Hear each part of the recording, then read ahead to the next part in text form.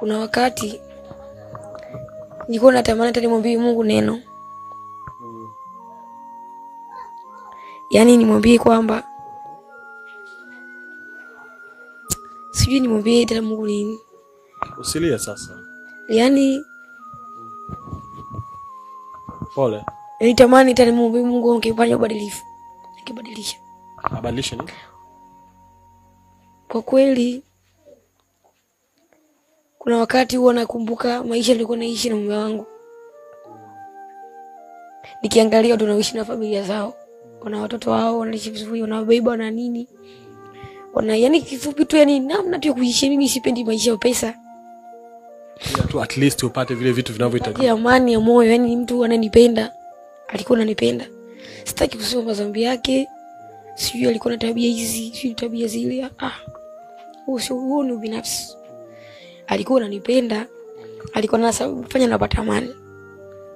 Kaniacha njia panda. Mtoto kama hawa kujilelea mwenyewe bila baba. Wenye waume waishi kwa adabu na nidhamu. Kama Mwenyezi Mungu haja kufikia bado haja kunyoshia mkono, sema Mungu asante. Usimdharau ni muone barabarani. Wakati mwingine mtu anaweza kuomba msaada, nisaidie, ukamdharau. Kumbe mtu yule ana shida. Una maisha mazuri tu, usiwe mbinafsi. Dunia tunapita tu hapa. Ndio nimegundua kweli dunia hii tunapita. Haukuwahi kuwaza ulikuwa unaishi vizuri kiwango ambacho unajua mume wangu nazeeka naye? Nilikuwa najua, ni sikuwa na akili hiyo kwamba atakufa ataniacha. Mpaka kesho, mpaka kiama kinikute. Nikiamka asubuhi yoga na wimbo wangu naimbaga nyumbani kipindi hicho. Sasa hivi nikiamka asubuhi na wimbo wangu naimbaga, unanifariji sana.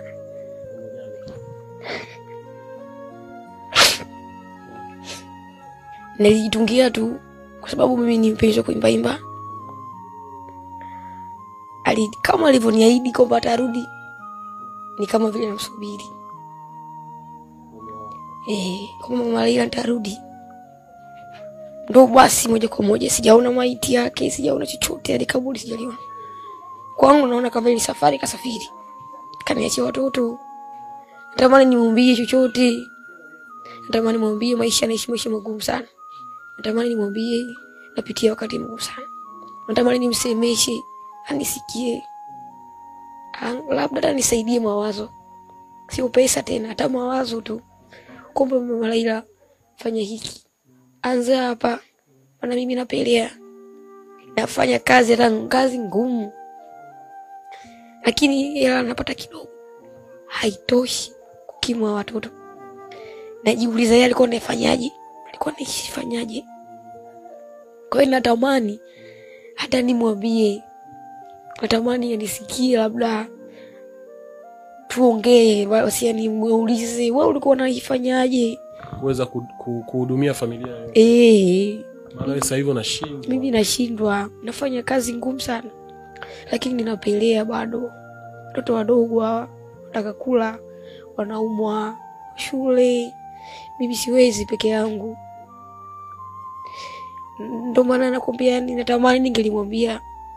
Natamani angelirudi hata mara moja. Ili nimwambie.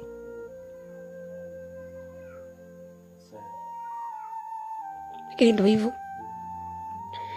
Sijui atarudi au ndo ameenda moja kwa moja.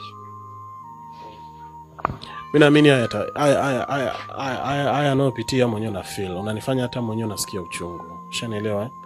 Yaani kiukweli unaumiza. Hakuna mtu yote atakusikiliza asilie. Unaongea vitu ambavyo unawagusa watu wote. Ushanielewa? Unaongea vitu ambavyo mtu yote ambaye amefiwa ataumia. Sawa? Yes. Pole. Pole sana. Pole sana.